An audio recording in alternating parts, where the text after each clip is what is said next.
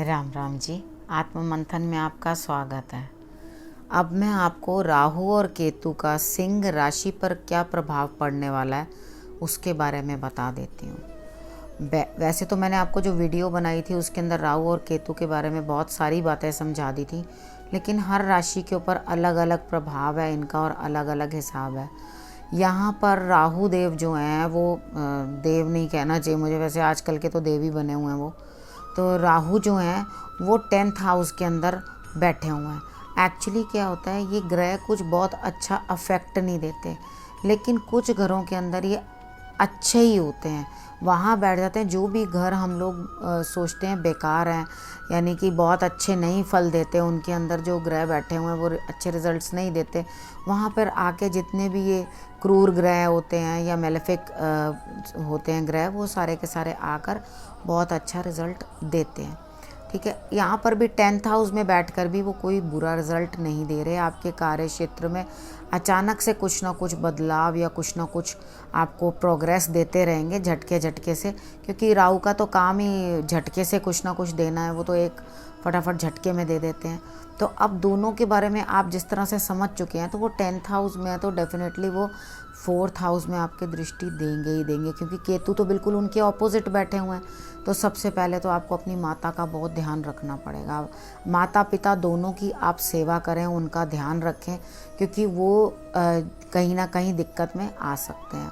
उसके बाद आपका अपने घर में मन ही नहीं लगेगा, आप चाहेंगे कहीं और चलूँ, चलो मम्मी के घर चलो, मम्मी के घर जाओगे, मम्मी के घर से वापस आओगे, वहाँ बैठोगे तो वहाँ मन नहीं लगेगा, उधर बैठोगे तो उधर मन नहीं लगेगा, यानी कि कभी इधर तो कभी उधर, इधर उधर आप घूमते रहोगे।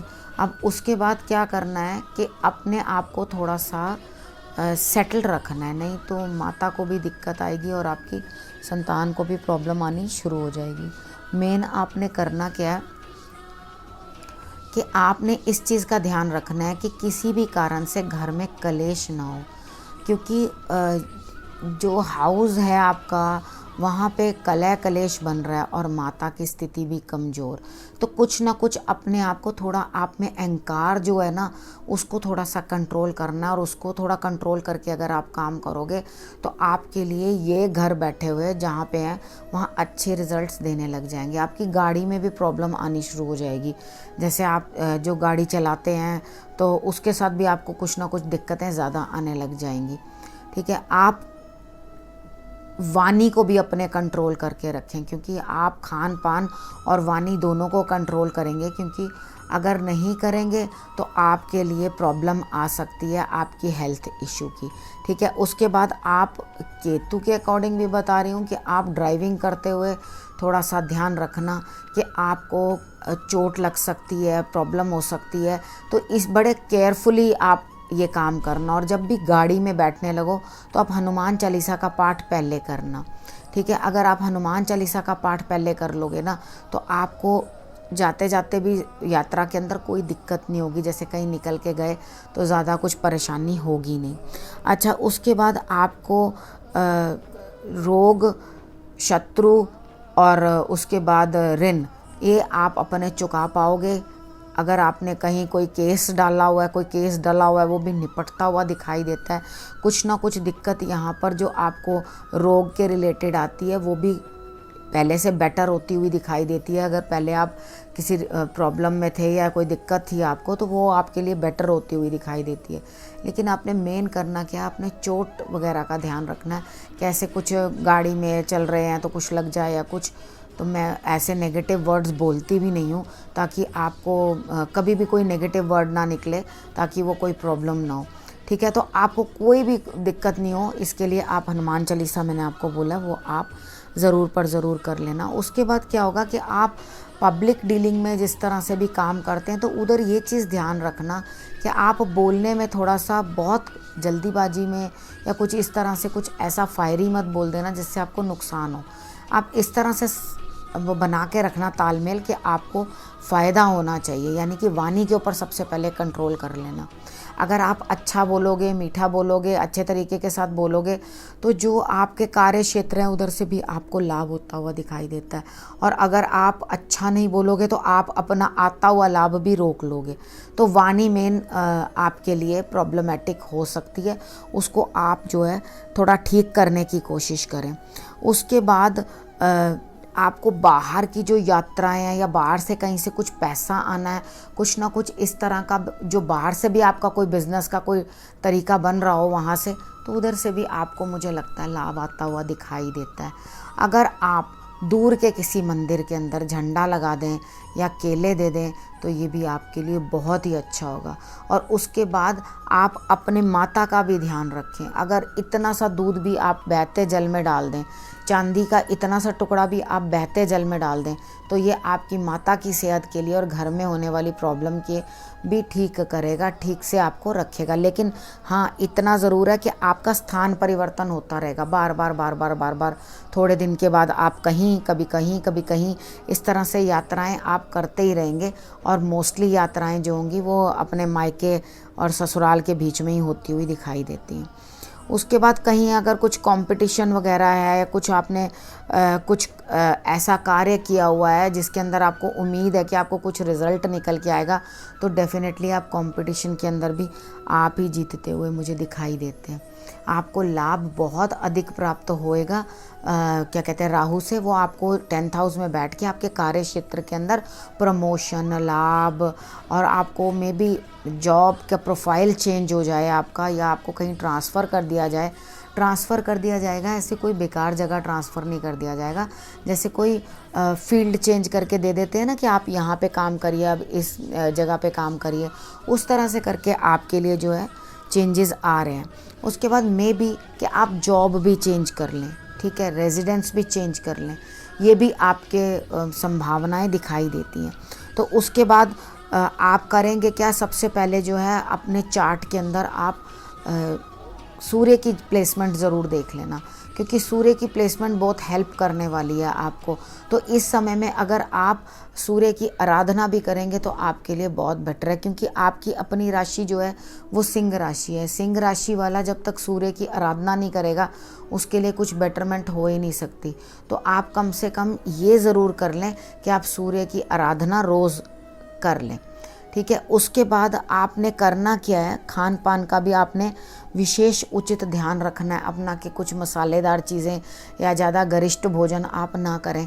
अगर आप ये खाते पीते ज़्यादा रहेंगे तो उसके साथ आपको ये प्रॉब्लम भी आ जाएगी कि आपके पेट के अंदर या आंतों में कुछ ना कुछ दिक्कत ना आ जाए। इस चीज़ का भी आपको ध्यान रखना है। अगर आपको मैंने इतना बता दिया तो आप इसके हिसाब से जो जो चीज़ें मैं आपको बता रही हूँ वो करना। अब आपने करना क्या है, आपने थोड़ा सा, जैसे मैंने आपको बताया था, या आप चंदन अप्लाई कर लेना। वैसे तो आपको रिज़ल्ट्स अच्छे ही दे रहा है, आपको इतने खास उपाय करने की ज़रूरत नहीं पड़ेगी, लेकिन फिर भी कि आप उपाय के तौर पे अपने पास रख लें, जब भी आपको ज़रूरत पड़े तो आप उपाय को ज़रूर कर लें।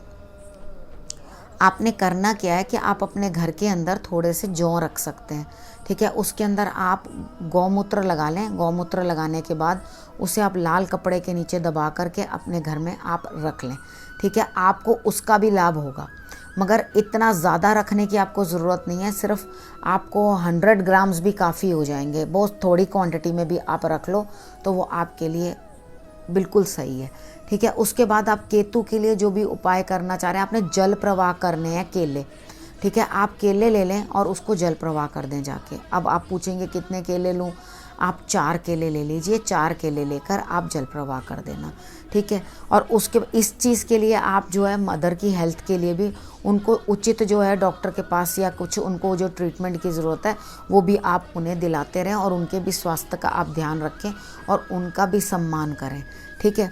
अब आगे हम बात कर लेते हैं कि और आपको गाड़ी के लिए आप अगर कुछ ये चाहते हैं कि मैं चलो कहीं और प्रॉपर्टी ले लेती हूँ या मैं कुछ और कर लेती हूँ, तो आपको प्रॉपर्टी की रास्ते के अंदर भी थोड़ा कुछ ना कुछ लाभ होता हुआ दिखाई देता है कि आप वहाँ पर भी कुछ ना कुछ, मे बी आप नया घर लेना चाहते हो या कुछ करना चाहते हो, तो वहाँ पे भी आपको लाभ होता हुआ दिखाई देता है।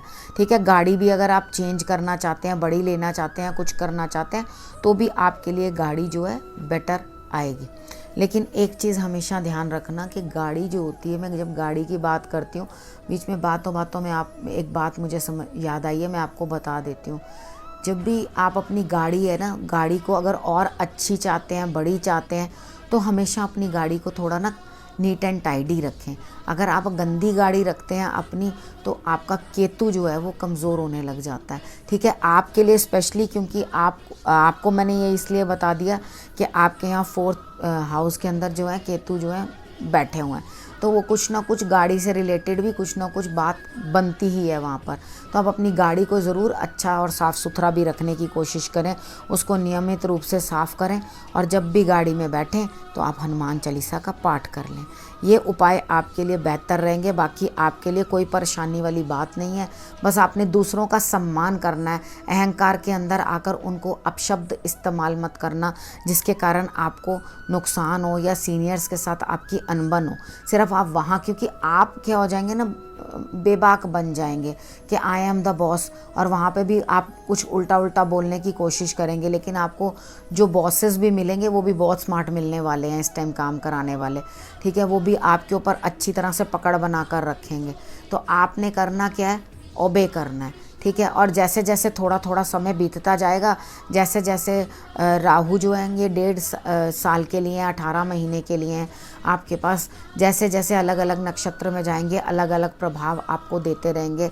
कब नवंबर तक जो है वो आपके लिए 6th हाउस के अंदर गुरु आ जाएंगे, तो आपके शत्रु भी थोड़े और शांत होते हुए दिखाई देंगे, आपको प्रॉब्लम नहीं क्रिएट करेंगे, अभी भी जो हैं वो नॉर्मल ही हैं। तो आपके कार्य में उस समय में और भी ज़्यादा जो है थोड़ी बढ़त हो जाएगी, यानी कि गुरु के सहारे से आप और अपने शत्रुओं के साथ, या जो भी लोग आपके अगेंस्ट खड़े हैं, या ऋण वगैरह आपको जो प्राप्त भी करना होगा, तो वो आपको तब मिल पाएगा। तो वो आप नवंबर में देखना।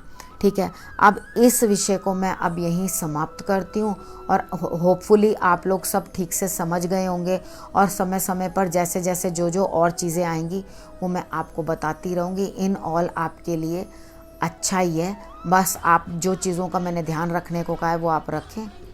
नमस्कार।